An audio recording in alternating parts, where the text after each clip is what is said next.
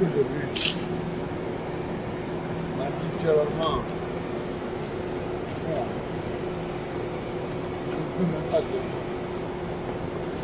ne peux même pas imaginer ça. Et ça se passe dans mon pays. Et je n'en fais rien. Et les journalistes, et ils ne disent rien. Ils sont bien. Je vais aller voir Talon. Il me dit, tu n'es pas sérieux. Tu me casses quelque chose. Ils sont bien. Maintenant, la province, je dois me découvrir. Untuk punya wadah mana sur le rôle de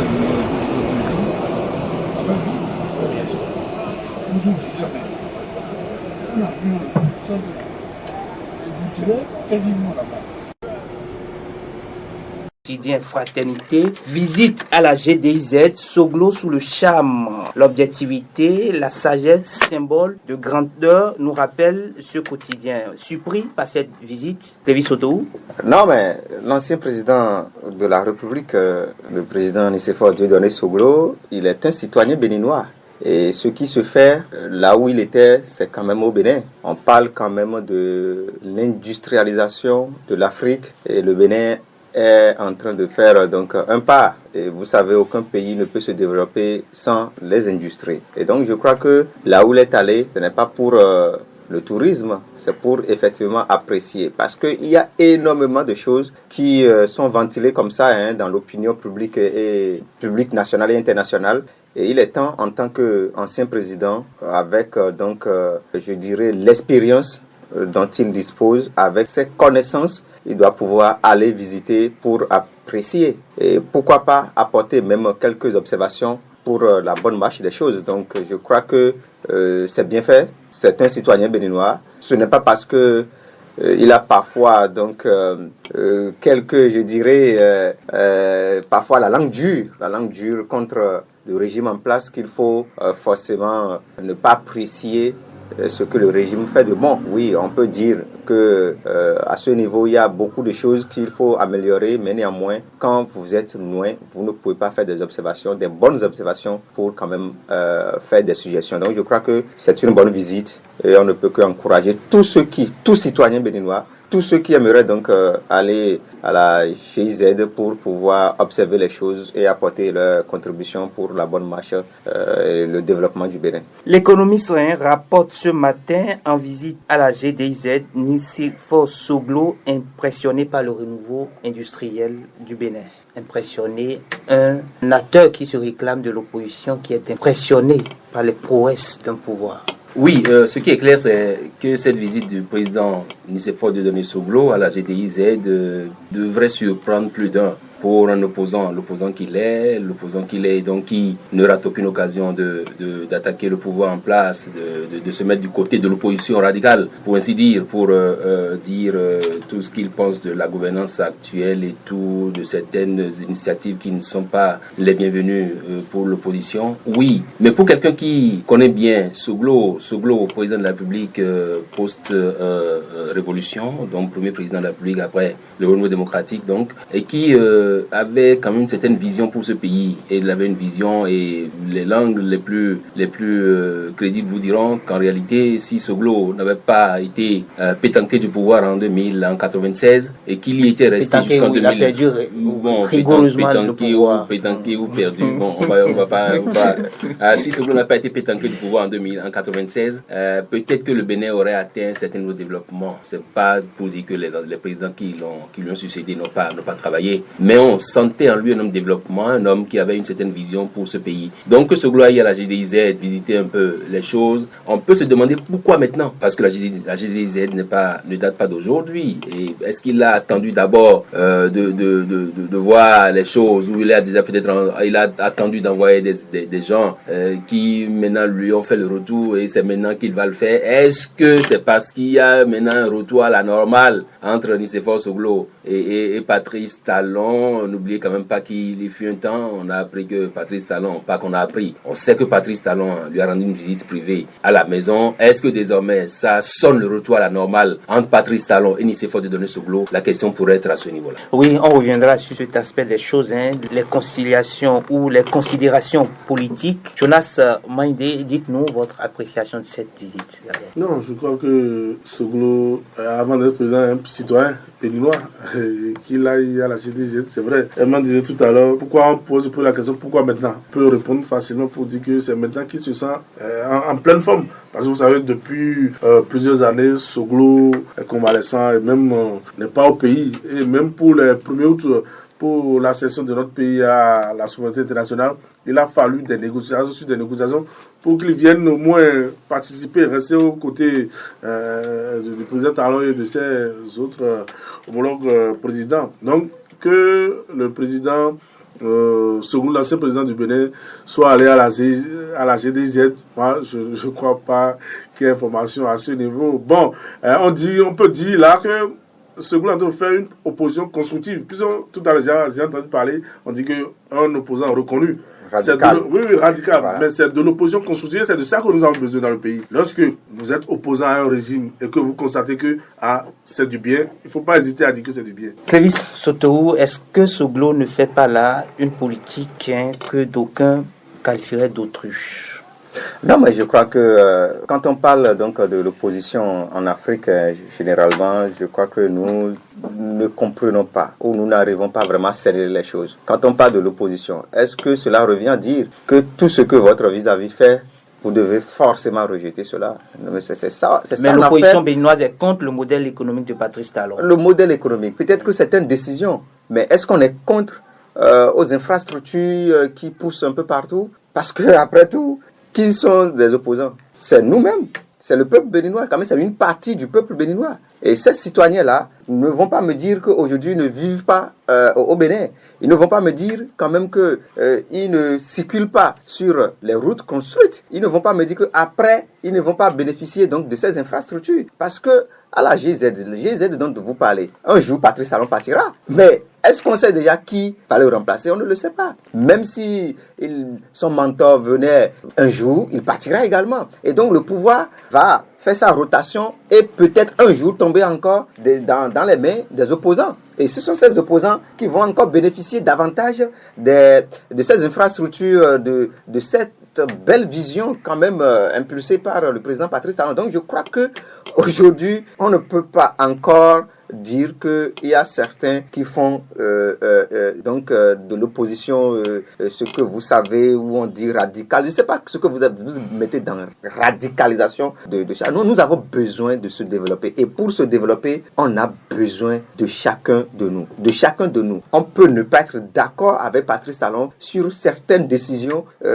qui tendent vers, je dirais, l'exclusion. C'est ça en fait le problème, qui tendent vers l'exclusion. Mais s'il s'agit des infrastructures, mais attention, on ne peut que l'apprécier. Donc je crois que là, même si vous allez dans les grandes nations, dans les nations dites puissantes au monde, vous verrez que c'est vrai que l'opposition sort pour donner son point de vue. Mais si c'est bon, ils disent effectivement que c'est bon. Donc, pour moi, Nicéphore Dieudonné Soglo n'a rien fait de mal. Ne soyez pas surpris de voir Yahi Boni là demain ou après-demain. Tout ça, c'est pour savoir. Mais écoutez, qu'est-ce qui se passe à la GDZ? Qu'est-ce que Patrice Talon a fait et qui peut être amélioré? Afin d'apporter des observations, c'est de là il est question. Mais il ne faudrait pas que ceux-là aillent là-bas pour revenir dire, écoutez, on a vu ci, on a vu ci, on a vu ci, sans faire des observations. Parce que c'est ça, moi, mon problème. Si vous allez, revenez avec des observations et proposez, faire des suggestions pour qu'on puisse améliorer ce qui est fait là. C'est très important. Nicéphore Dieudonné Soglo, comme l'a dit tout à l'heure Ania Bossou, bien sûr, qu'on sentait donc un esprit d'un homme développeur en lui. Mais effectivement, les routes, les premières routes pavées au Bénin, on dirait que c'est lui. Et à un moment donné, les gens ont commencé par crier qu'on n'allait pas manger les pavés. Donc, c'est ce qui se passe également au temps de Patrice Talon. Patrice Talon, aujourd'hui, pense qu'il faut parfois, entre griffes, sacrifier le social. Parce que quand, à chaque fois, il dit, c'est en quelque sorte sacrifier un peu le social pour que nous puissions avoir les infrastructures socio-communautaires de base. Et c'est ce qui se passe aujourd'hui. Et c'est cette vision peut-être que la plupart du peuple béninois n'arrive pas à comprendre. Et on pense que voilà, il faut s'opposer à tout. Donc je crois que l'Afrique n'a plus besoin aujourd'hui de l'opposition radicale, mais plutôt de l'opposition constructive. Eman Anyamboussou, quand on est contre un modèle économique, est-ce qu'il faut jouir de ces flux? Est-ce que la question c'est qu'on est contre le modèle économique? Non. Un modèle économique, on aurait été contre ce modèle économique si entre-temps, pendant que les forces de la nation allaient à la conférence nationale, s'ils avaient défini ce que c'était le libéralisme économique. Mais ils ne l'ont pas fait. Ils n'ont pas donné ce qu'il fallait. Ils n'ont parlé juste de libéralisme économique sans savoir ce que ça comportait comme enjeu, comme ce que ça comportait comme limite et tout. Je pense que Soglo, en réalité, en fait, n'est pas foncièrement contre le régime économique ou le modèle économique de Patrice Talon. Non, puisque, souvenez-vous qu'en 90, après la conférence, quand Soglo a été Premier ministre sous Mathieu Kérékou 1 an, donc en 91, il a pris le pouvoir en tant que président de la République. Il avait quand même imprimé, mon confrère tout à l'heure, mon confrère Clévis l'a dit d'ailleurs, c'est lui qui avait posé les premières voies pavées de Cotonou. Après, effectivement, on a entendu pavé Minandoua. Bon, ça, c'est des choses qui sont arrivées après. Aujourd'hui, Patrice Talon, il fait un peu comme, il emboîte un peu le pas à Nicéphore Soglo. Mais sauf que lui, ici, il force un peu. Il force un peu les choses, je peux dire tête baissée. Il se dit, comme il a dit également, donc c'est un peu ce que Patrice Talon est en train de faire. Donc Soglo ne peut voir Patrice Talon quelqu'un qui lui emboîte le pas, quelqu'un qui essaie de faire comme lui. Et donc que Soglo aille au niveau de la GDIZ, je pense que c'est une bonne chose. Et je dis, c'est vrai, il n'y a pas que la GDIZ. On aurait pu nous dire par exemple que oui, Soglo, il allait visiter, c'est pas telle infrastructure construite par Patrice Talon, qu'on n'aurait pas été surpris, mais qu'il aille à la GDIZ, qu'il prenne ça comme un pôle économique de grande valeur, qu'il aille visiter la GDIZ. Je pense que c'est une bonne chose. Et je demande si ça là ne peut pas laisser entrevoir une normalisation désormais des relations entre Patrice Talon et Nicéphore Dieudonné Soglo. Pourquoi maintenant? Maintenant, c'est d'ailleurs à ce niveau que j'aimerais sur ce que Jonas Maïdi a dit. Soglo, vous avez dû constater avec moi que quand il faisait la visite de la GDZ, il était dans un fauteuil roulant. Ça veut dire que ce n'est pas parce qu'il est au mieux de sa forme aujourd'hui, il allait visiter la GDZ. Ça veut dire qu'en réalité, Soglo a choisi à un moment où l'opinion nationale attendait à entendre l'ancien président de la République sur le dossier arrestation de Steve Amoussou. Pour Soglo, c'est un peu comme s'il venait dire, écoutez, ça c'est un épiphénomène, ce dont vous parlez là-bas. Moi, je préfère aller voir ce qui aujourd'hui fait que le Bénin est connu au plan international. Vous voyez, c'est cette lecture-là que moi je fais. Et donc, je dis, il n'y a rien à faire. C'est désormais, je peux dire, la lune de miel amorcée entre Soglo et Patrice Talon. D'où le soupçon d'un jeu flou entre Patrice Talon et Nicéphore Soglo. Selon vous? Jonas Maïdi. Jeu flou, je ne partage pas votre avis. C'est pas un jeu flou, selon moi. Je crois si c'est un sujet pour nous occuper, pour qu'il ne se prononce pas sur l'affaire Rouvi, ça pose seulement. Il a choisi d'aller, au lieu de parler de l'affaire Rouvi, qui est également un sujet crucial. Oui, qui est un sujet qui défraie la chronique. Il a choisi d'aller à la CDZ. Je crois qu'il n'y a rien de plus normal que ça. Il veut visiter parce que CDZ, c'est au Bénin. Et depuis le moment où vous avez commencé, vous devez constater que depuis 2016, nous avons des réalisations dans le pays et quand même, on dit, quelqu'un l'a dit tout à l'heure, avoir des critères uniques pas. C'est ça. C'est pas parce que on voit qu'il y a quelque chose de beau qu'on ne peut pas apprécier. Il faut apprécier. Donc, Soglo a choisi, et je pense que, comme il a dit tout à l'heure, vous pouvez attendre peut-être demain Yaïbouni, et pourquoi pas les démocrates, ouais, ils peuvent aller visiter la GDZ comme tout autre citoyen. Soglo est après tout, avant d'être président de la République, il est citoyen béninois. Un point, c'est fini. Sur la même question de l'opportunité, pourquoi maintenant aller à la GDZ? Non, écoutez, vous savez... Pourquoi maintenant? Non, pourquoi vous... Quand tout le monde est focalisé sur la question de la criette. Non, écoutez, non, cher ami Samuel, vous savez, vous et moi, nous ne sommes pas quand même... non, Soglo n'est pas libre comme nous, où on peut se lever du jour au lendemain pour dire, ben écoutez, nous pouvons aller ici, nous pouvons aller... Non. non. C'est tout un calendrier. Et c'est un collège de médecins qui l'entourent, qui doit pouvoir savoir est-ce qu'il est en pleine forme pour faire ci, pour faire ça. Mais c'est ça, en fait, le problème. Et donc, il n'a plus l'âge que vous avez aujourd'hui. Et c'est un ancien président de la son République. médecin peut lui dire, reste au lit et prends un papier sur l'affaire.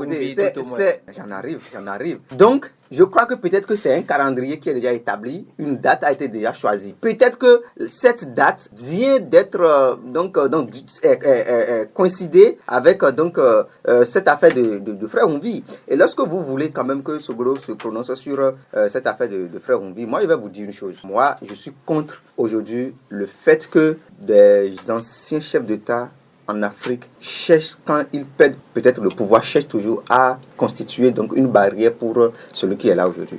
Quand on demande forcément à Nicéphore de donner Soglo de sortir pour donner son point de vue sur cette affaire de Frère Oumvi, moi je crois que ça peut être encore, comme on le dit vulgairement, de l'essence mettre dans le feu. Mais on l'a vu sortir quand on a arrêté Ricky Amadougou, Joël Aïvo, quand on les a pourquoi pas cas de Frère. Oui, écoutez, moi je crois que c'est quand même un sujet avec lequel il faut très faire attention. Parce que c'est un sujet, c'est un problème, c'est une crise entre le Bénin et le Togo. C'est une affaire qui va devenir une affaire diplomatique internationale. Et donc pour moi, je crois que si vous ne savez pas faire, vous voyez l'ex-président Nicéphore Dieudonné Soglo sortir avec son verbe.